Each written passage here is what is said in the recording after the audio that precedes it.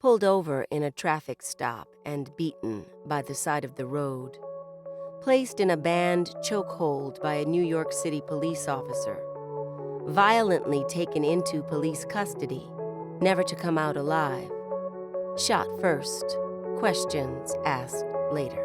The stories and images that immediately leap to mind in connection with these scenes are those of Black men, Rodney King, Eric Garner, Freddie Gray, Philando Castile. But these are also the stories of Black women, women like Sandra Antor, Roseanne Miller, Alicia Thomas, Maya Hall.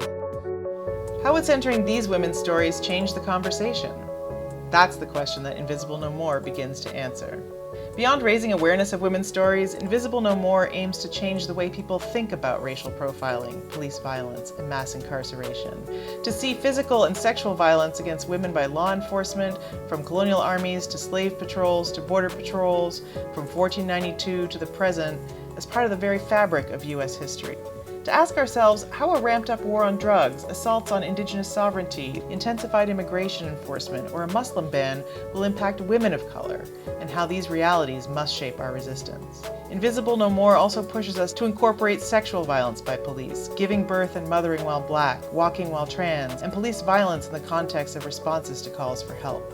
It invites us to look at policing from multiple angles.